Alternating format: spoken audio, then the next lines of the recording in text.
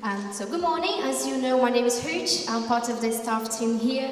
And what a morning. My heart is already full. I'm like, I'm ready to go home already. But just stay here with me a little bit.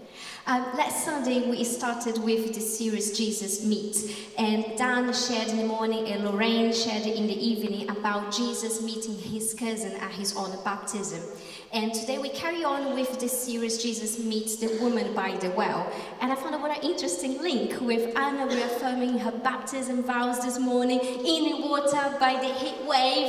And this talk this morning, it's about the woman by the water meeting Jesus in the heat of the day. So we just heard this story beautifully read by Natalie. And there are so many things in this text. It's such a rich story that we can bring almost every verse from that and go with something else. But I would like to concentrate about the woman at the well. That we are all that woman at the well. I am that woman at the well. Chris is that woman. That we are all that woman at the well. We all carry shame. We're all looking for refreshment. But it's only Jesus that can remove our shame and truly refresh us. I'd just like to say something about myself. When I was growing up in Brazil, and I wanted to prove to my dad that I was clever enough. He used to call me some words, and one of the words that he called me was that I was stupid, and I wanted to prove him wrong. So when my parents got divorced, I put myself to a challenge because I wanted to be accepted by him. I wanted him to love me. I wanted him to change his mind about me, that I was clever enough. Not too difficult to do at junior school, but it got much harder at university studying law, and that almost broke me. To keep with my high grades, I really need to study hard, and I didn't have a social life, and I studied to the point of feeling unwell. To my mum need to say, you need to stop now, that is too much. But I wanted to prove him wrong. I wanted to be accepted. I didn't want the word of stupid being targeted on me. I wanted to change his mind. And we all like that sometimes. Look at me now. I moved to the other side of the world. I work for a church, which I love, by the way, and nothing that I can do with my first class honor degree in law, because the legislation here is completely different. I was looking for acceptance in the wrong place. I was trying with my good grades to change the mind of my dad about me. I wanted to be accepted by him, like the woman at the well. Let's look at her story. First point, when Jesus meets us, there is a surprise. And it's interesting to see here that everybody's surprised.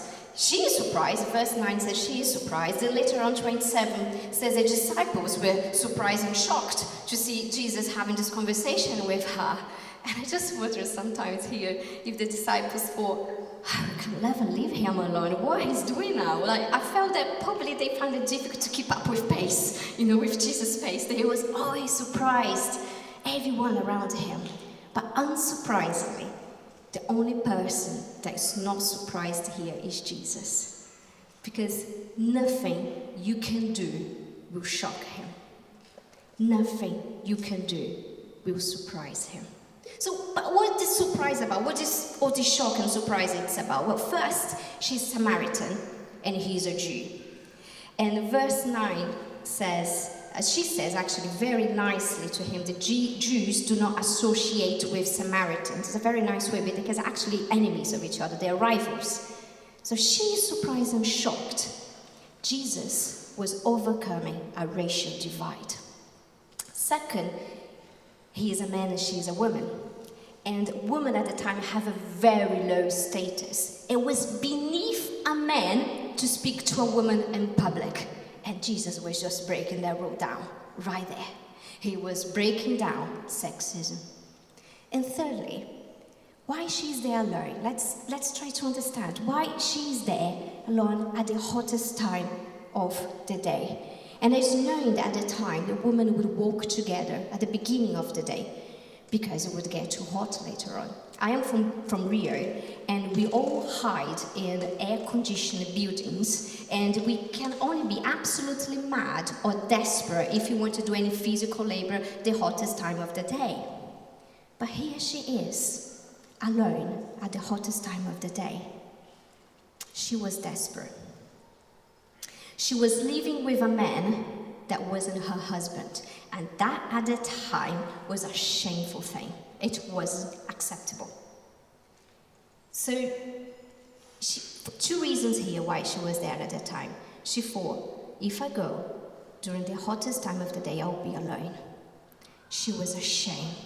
She was embarrassed. She was living a sinful life. And she said, I don't want to be with anyone. I want to be on my own. And for that reason, I'm going to the hottest time of the day. Or another option would be that the woman didn't want her with them. You have a bad reputation.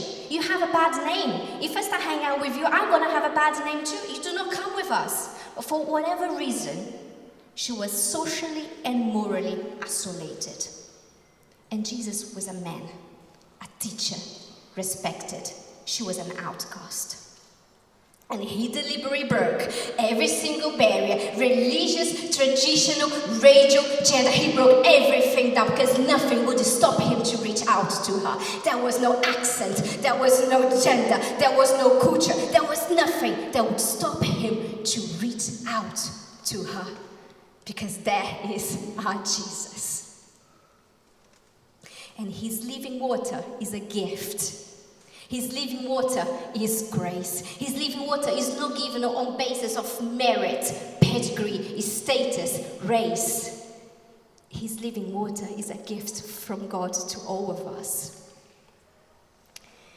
And it's very important to understand here, at that time, like, it was a big chore going to get water at the well every day. It was a big thing that she needed to do, and sometimes we take it for granted, don't we? Here in UK, we open the tap and even drink from the tap water. Don't do that in Brazil. We don't drink tap water in Brazil, just in case. But you know, it was a big deal for her. She needs to do this every day for drinking, bathing, cooking. As you know, Jesus got her attention here because he broke a lot of rules to be speaking to her, and she knew it. He went the extra mile here to speak to her. And then he started speaking about this living water. I was like, where's living water? Like, living water? Like, what? And it's known to the time that running water was better than still water. So she may be thinking like, maybe there's a special water that he is talking about. Somehow he got her attention. Our bodies are made of water. We need more water than we need food. We can die of dehydration before we die of lack of food. And Jesus is saying here, I have something that your soul needs more than your body needs water. Jesus is saying, I have something that your soul needs more than your body needs water. And he's talking about spiritual thirst. If we are not living for him, what are we living for? Are we living for the gifts or for the giver of the gifts? And don't take me wrong, sometimes in life there are seasons and you have a newborn baby and of course your attention will go for the child, or you have someone unwell and of course your attention go to help the person. I'm not talking about phases of life, I'm talking about a whole lifetime. What is the purpose of your life? And maybe there are things that are not so noble, like status, or revenge, or money, or sex, or parties. What is driving you? What is your life centered around? Is that Jesus? And we should put the whole purpose in our families or in our jobs. What will happen if we lose our job? Do we die of thirst? Or if we put all our purpose of our lives, bring up our kids, and they grow up, one day they leave home, and then what? Are we changing the purpose again? Are we replacing with something else? Our lives are incredibly fragile and unstable. We sometimes can be distracted with the gifts, like our children, than with the giver of those gifts. And he's saying, He can give us a purpose, a love, a peace, a hope, a beauty that permanently wells up from in us. By putting him first. He can give us a spiritual purpose, a spiritual peace, a spiritual love that doesn't matter what happens. Doesn't matter what happens to our family. Doesn't matter if our family blows up. Doesn't matter what happens to our jobs, to our careers. In all circumstances, his joy will bubble up through if we put him first. And Jesus gently here, little by little, draws the woman and us from completely spiritual indifference by his grace into his spiritual reality. Then he goes on and asks about her husband. I wondered, like, this living water, I'm really not getting this. Let's bring it back. Like, let's talk about your husband. Has he changed the subject? I don't think he has changed the subject. I think he's showing to her that she is spiritually thirsty. Thirsty for God, thirsty for closeness, for acceptance, for significance, but she doesn't even is aware about it herself. She's deeply thirsty, and she's drinking from the fount of male relationships, approval, and sex. Let's not accuse her for her sexual immorality, because Jesus isn't. He's not condemning her. Because aren't we sometimes like her? And sometimes we're looking for God or satisfaction in the wrong places. Maybe sex, partying, money, acceptance by friends, status, appearances. And we all sometimes looking for something. Remember my example, I wanted my dad to accept me. And I did everything with my grades. Don't we sometimes put so much effort in our work that we work a whole week with the purpose to do well, just to get to the weekend, to refresh, to restart it again. Oh, Mother, I'm not saying to you give your job tomorrow. I'm just saying go to your job tomorrow with a different perspective in your purpose in life, putting him first. And you may say you're not thirsty. And Jesus says, oh yeah? Go and get your husband and bring it here. Go get your family, bring it here. Go and get your career and bring it here. We will never find his living water unless we see from where we are drinking from. We will never find his living water until we realize from where we are drinking from right now. And very interesting that he's not condemning her. He's not saying, oh, I know all the dirty stuff that you've been doing. He's not doing that. He's saying, go, get your husband and come back. And I show you there is no way that he can give you what I can give you. It may be saying to some of us here, go, get your beauty treatment, get your gym, get your career, get your holiday, come and bring it back. None of those things can give you what I can give you. And through Jesus, this living water is available for everyone. Doesn't matter what you have done.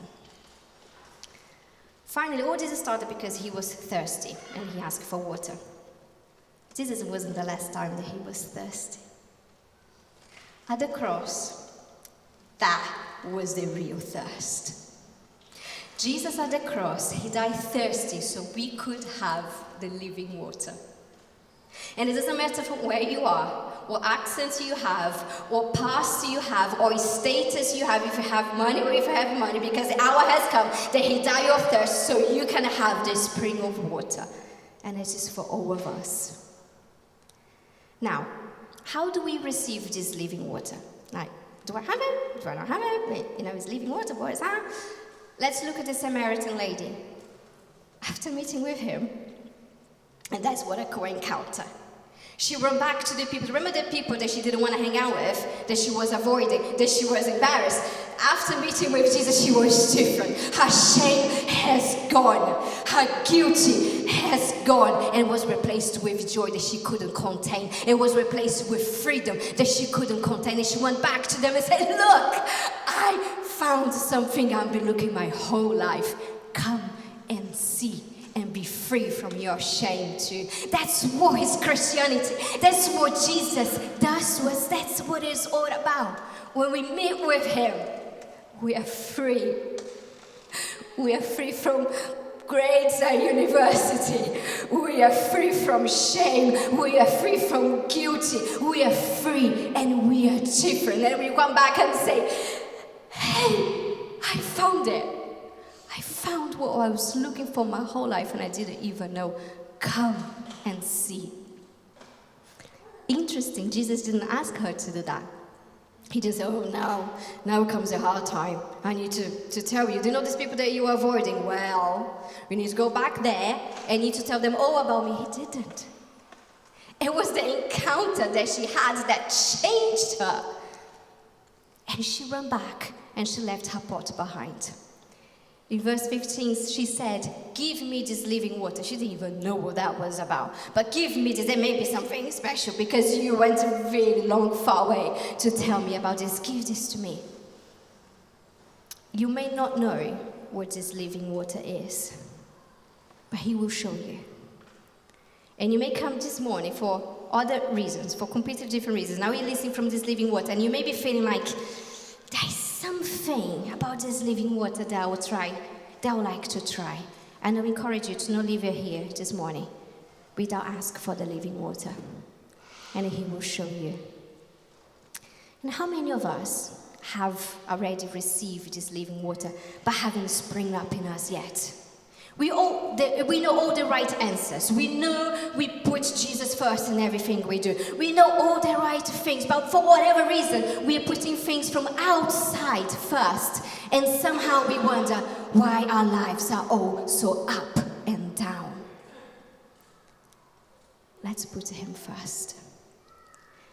And no one is ever to mess up that will surprise him. And no one is ever to mess up that he's not going to make it all the effort to break all the barriers and to break all the rules to get you. And he may be doing this right now.